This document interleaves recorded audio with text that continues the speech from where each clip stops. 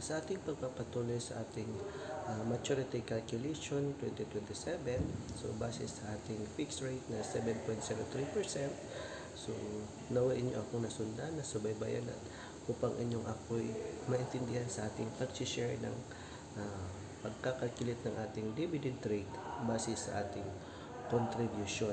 So sa ating pagpapatuloy, pinapakita ko po sa inyo ating Excel sheet kung paano po tayo magkakalculate. Sa mga hindi nakakaalam sa ating Pag-ibig Impetus Savings Program na dividend rate last 2022, so nagbigay po siya ng 7.03%.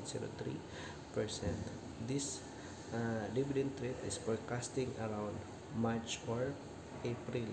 Since 2024 na po tayo ngayon, wala pa pong update. So katatapos lamang po ng year 2023. So yun po ang pinaka-aabang at pinakahihintay natin upang malaman natin kung magkano ang ipoforecast na dividend rate. So inyo pong mapapansin, nagsisimula po tayo ng March 2023, magtatapos po siya ng March 2027. So balikan natin ng ating unang hulog na which is 5,000 sa March 2023. So magkakaroon po siya ng, kung sa prorated, magkakaroon po siya ng 263.62 kung prorated ang ating pagbabasihan base sa una nating hulog. So ang formula po niya is equals 5,000 times 7.03% divided by 12 times 9. So bakit po ganun ang sistema ng ating pagkakalculate? Dahil nga kahuhulog lang natin kasi simula lang natin mag-open ng second account. So ngayon, pupunta tayo sa ating maturity date. So sa ating maturity date, magtatapos po siya ng March 2027. So ang formula naman is equals, let's say, principal amount base sa ating paghulog doon sa ating unang hulog natin hanggang sa 2027. So ngayon, i-multiply natin siya ng 7.03% divided by 12 times 3. Bakit po times 3? Dahil 3 mas na lang po ang tinutubo niya. Pwede natin siyang 7.03% pa rin kung ipagpatuloy natin hanggang matapos ang 2023 and 2027. So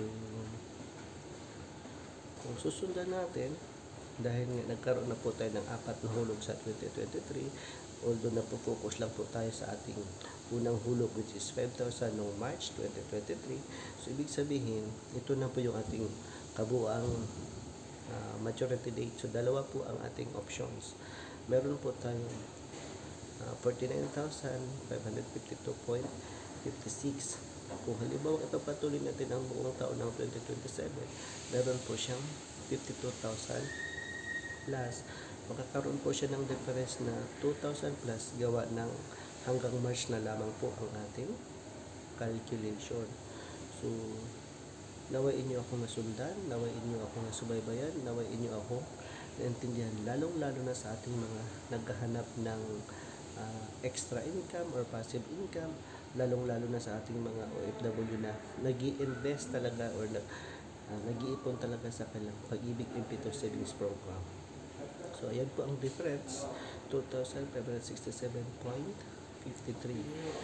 Saan po natin kinukuha yung difference? Dahil nga ang official po niya is hanggang March 2027. So ayan. So ang ano natin, kung katatapusan natin yung buong taon ng 2027, magiging 52,120.09 or 10 fields. Kukuha natin ito dahil nga tax-free ang ating Pag-ibig Impetus Savings Program. Like for more!